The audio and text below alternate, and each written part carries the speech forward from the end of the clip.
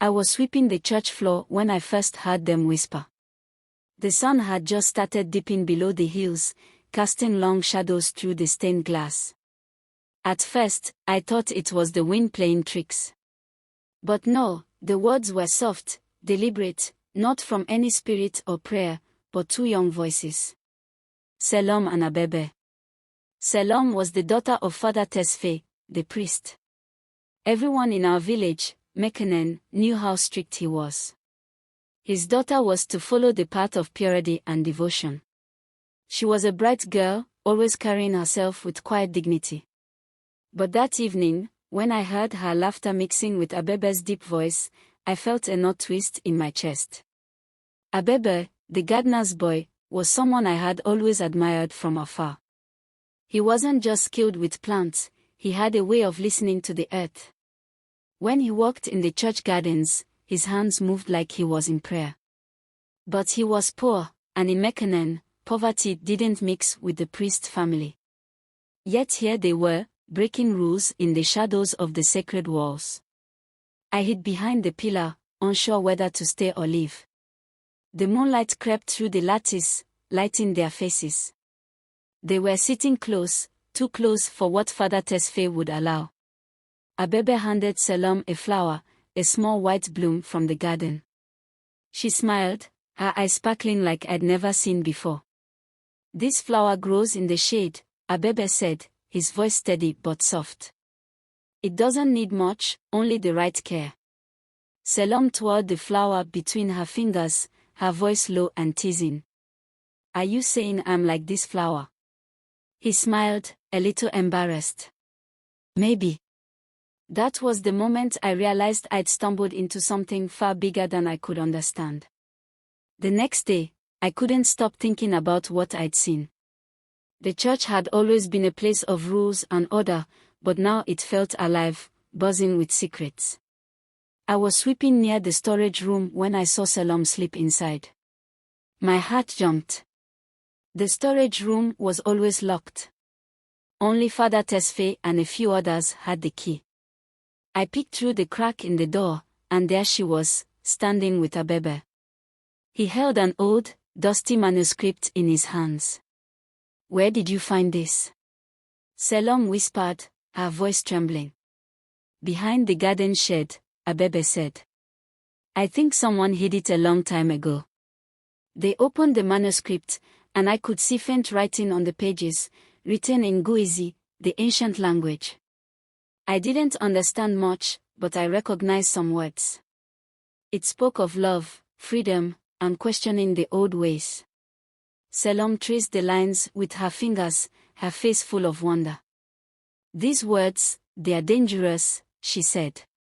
"If my father finds out." Abebe put a hand on her shoulder. "Your father doesn't have to know." I felt a chill run down my spine. Dangerous. What could be so dangerous about words? But the way they looked at each other, with a mix of fear and determination, told me this wasn't just about the manuscript. This was about them. By the third evening, I could sense a change in the air. The villagers went about their daily routines, unaware of the secret brewing within the church walls. I had tried to put it out of my mind, but curiosity gnawed at me like a restless bird. So, I followed them.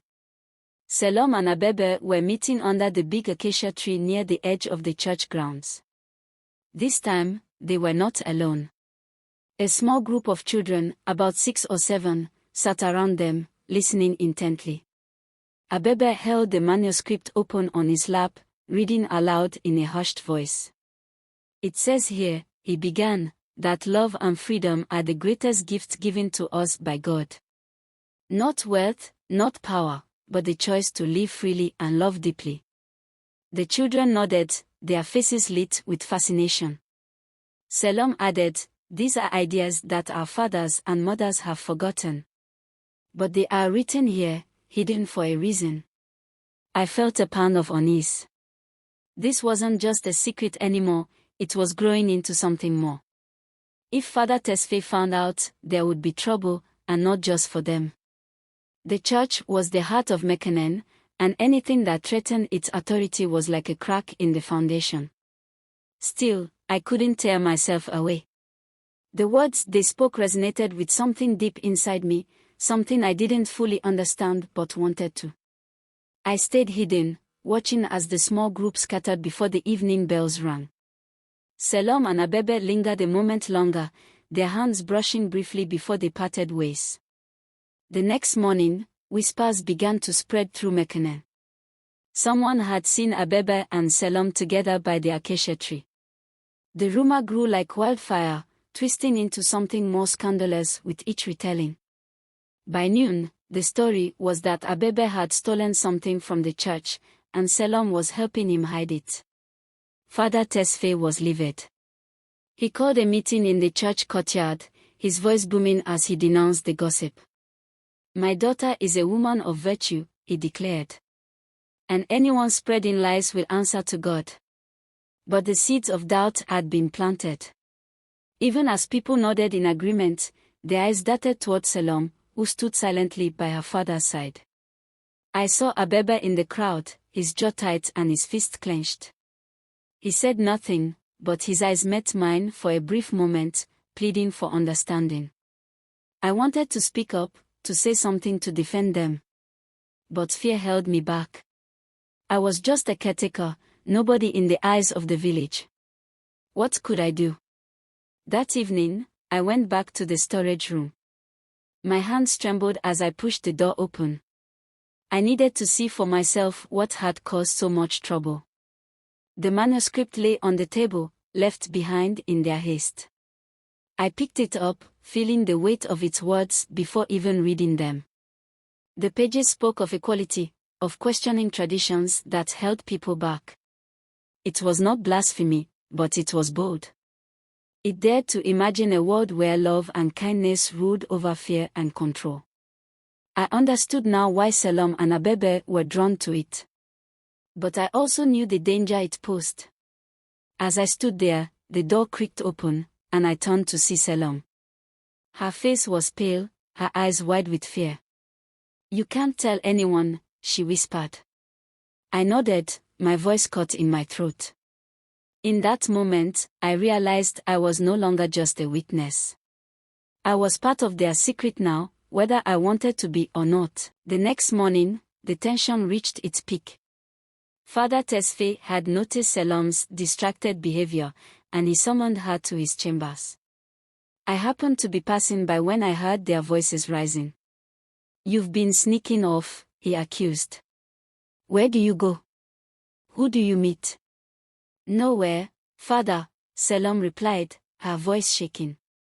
"Don't lie to me." His voice was thunderous. "Is it that boy? The gardener?" There was a heavy silence.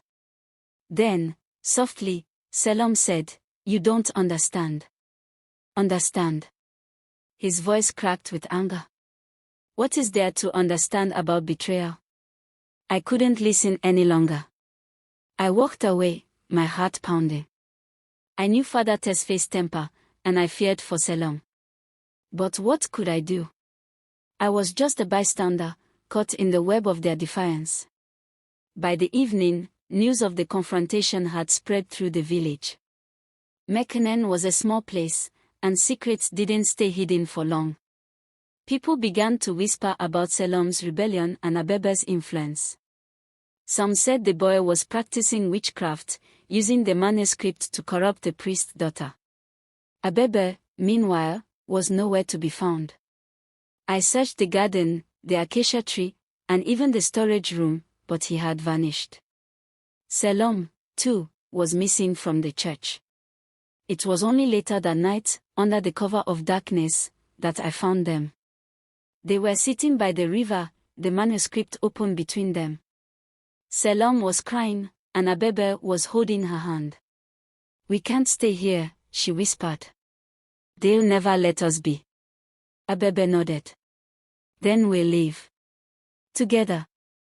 My heart ached as I listened. I wanted to help them, but fear held me back. If I got involved, I would be risking everything, my home, my safety, even my life. But could I really stand by and do nothing? After overhearing Selam and Abebe's conversation by the river, I couldn't sleep that night. Their plan to leave Mekenen haunted me. I knew what it meant to defy the village, to defy Father Tesfaye.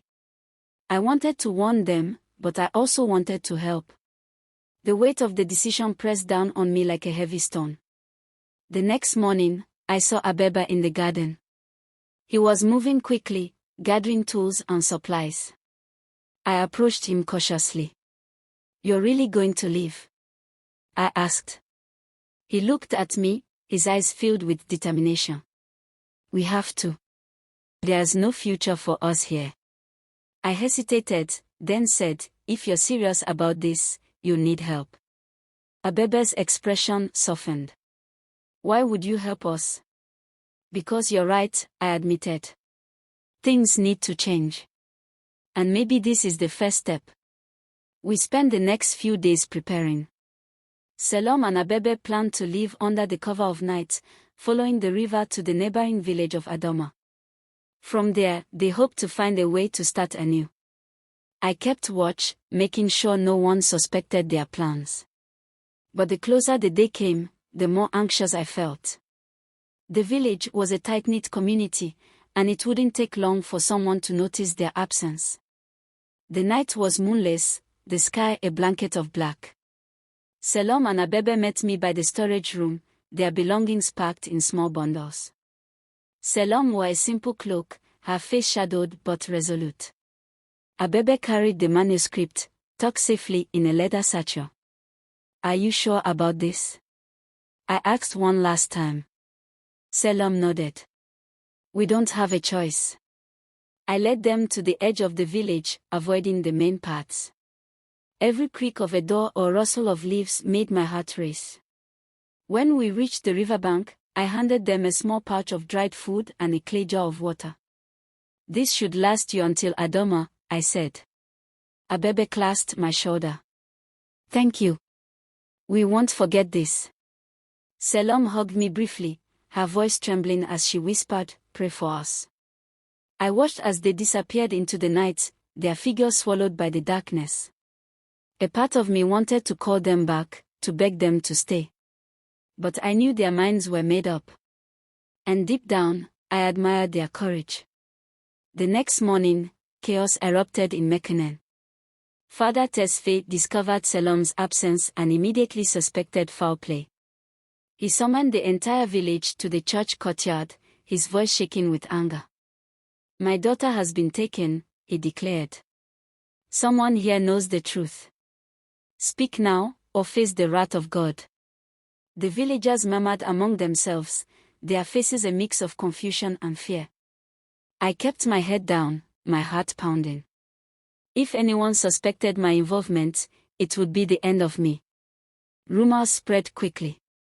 Some said Selam had been kidnapped by bandits. Others claimed she had run away with Abebe. Father Tesfaye ordered a search party to scour the surrounding area, but I knew they wouldn't find them. By the time the search began, Selam and Abebe would be far beyond Mekenen's borders. 3 days later, the search party returned empty-handed. Father Tesfaye was furious, but there was little he could do. The village settled back into its routine, though the tension lingered like a storm cloud. One afternoon, as I was cleaning the church, I found a small note tucked beneath a pew.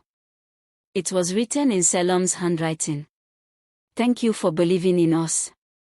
We will build a life where love and freedom can thrive. Keep the manuscript safe." My hands trembled as I read the words. They were alive, and they hadn't forgotten me. The manuscript was still in my possession, hidden in the storage room. I realized then that it wasn't just a relic of the past, it was a symbol of hope, a reminder that change was possible. Over the following weeks, I began to notice small shifts in the village. People whispered about Selam and Abebe, their stories spreading like wildfire. Some condemned them, calling their actions reckless and sinful. But others, especially the younger villagers, spoke of them with admiration. One evening, a group of children approached me in the garden. They asked about the manuscript, their eyes wide with curiosity. I hesitated, then decided to share its message. I read to them by the light of a lantern, my voice steady but soft. These words are not just about love, I told them. They are about courage. About questioning what we've been taught and finding our own path. The children listened intently, their faces illuminated by the flickering flame. For the first time, I felt a glimmer of hope. Selam and Abebe's story wasn't over. It was just beginning. Months passed, and life in Mekenen began to change. The elders remained steadfast in their traditions, but the younger generation started to challenge the old ways. They spoke openly about love and freedom, inspired by the story of Selam and Abebe. Father Tesfaye grew more withdrawn, his authority slowly eroding. He seemed haunted by his daughter's defiance, though he never spoke of her again. I often wondered if he regretted his actions, if he missed her. As for me, I became the keeper of the manuscript, sharing its teachings with those who were willing to listen. It became a quiet revolution, a ripple that grew into a wave. And though Selam and Abebe were gone, their legacy lived on. One evening, as the sun dipped below the horizon, I saw two figures approaching the village. My heart leapt as I recognized them, Selam and Abebe. They looked different, older, stronger, and more confident. But their eyes still held the same spark of determination. The villagers gathered around, their expressions a mix of shock and curiosity. Father Tesfaye emerged from the church, his face pale and his hands trembling. "Selam," he whispered, his voice breaking. "You came back." Selam stood tall, her voice steady. "We came to share what we've learned.